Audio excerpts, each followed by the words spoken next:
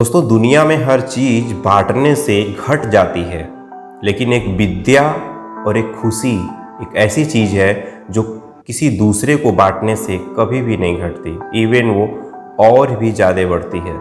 नमस्ते दोस्तों, मैं प्रवीण ज्ञान रेड्डी से लेकर के आया हूँ आज एक घरेलू कहानी। दोस्तों, एक कहानी है राज और मीरा नाम की उनकी पत्नी थी। राज और मीरा जो है एक घर में रहा करते थे। एक बार क्या हुआ, मीरा कहती है अपने पति राज से कि ऐसा है कि आज कुछ कपड़े जो है कम धुलने के लिए निकालना, क्योंकि हमारी जो मेड है, जो हमारी काम वाली है, वो घर जाने वाली है। उसका पति जो है वो सोचने लगता है, पूछता है कितने दिन के लिए घर जा रही, तो बताती है कि 2-3 दिन के लिए वो अपनी बेटी के यहाँ जाने वाली है, इसीलिए आप जो है कपड़े कम निकालिएगा धुलने के लिए। उसने कहा ठीक है। ऐसे ही शाम का समय होता है, दोनों डिनर करते रहते हैं। तब तक उसकी पत्नी कहती है कि क्यों ना हमारी काम वाली जो इतने साल से, इतने मेहनत से हमारी सेवा करती है, अपने घर जा रही है, क्यों ना हम उसको 500 रुपये बोनस दे देते हैं त्यौहार पे, क्योंकि दिवाली आने वाली है।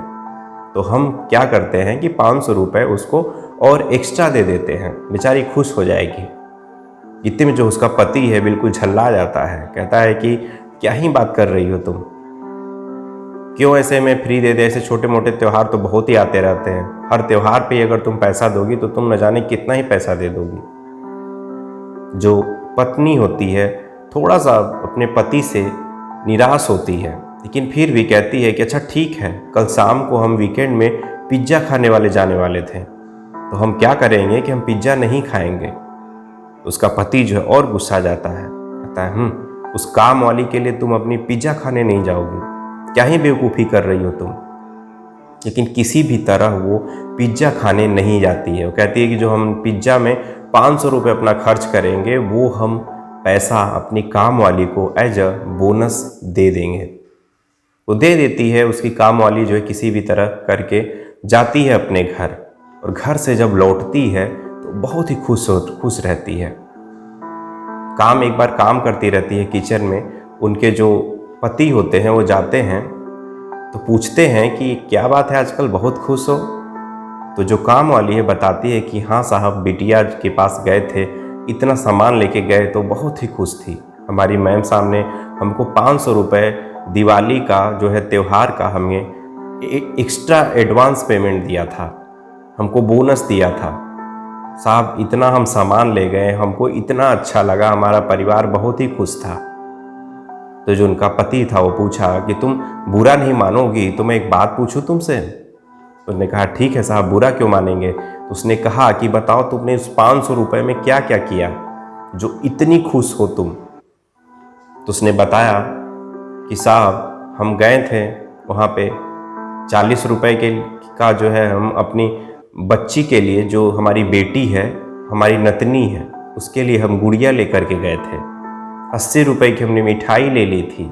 50 रुपये की हमारे जो दामाद जी हैं उनके लिए मैंने बेल्ट खरीदा था, और 100 रुपये की हमने अपनी बेटी के लिए साड़ी खरीदी थी, और 50 रुपये कम से कम वहाँ पे जाने के किराए लग गए। और बाकी साहब जो भी पैसा बचा हमने जो है वहाँ पे दान दे दिया था, क्योंकि साहब हमारी खुशियों के साथ साथ किसी दूसरों की भी तो खुशी ज़रूरी है।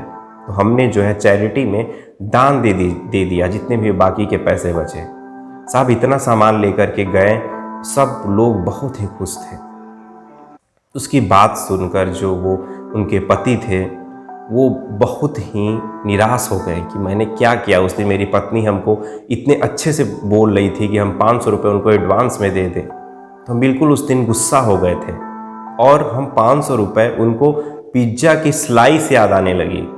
पिज्ज़ा की 8 स्लाइस, जिसमें एक में बेटी के लिए उनके जो कपड़ा ले गई थी, एक जो घर के लिए मिठाई ले गई थी, एक स्लाइस में उनके जो अपनी बेटी के लिए साड़ी ले गई थी, एक नतनी के लिए अपने ले गई थी, एक जो अपने दामाद के लिए बेल्ट ले गई थी। ऐसे ही पिज्ज़ा की जो है 8 स्लाइसें उनके दिमाग में घूमने लगी।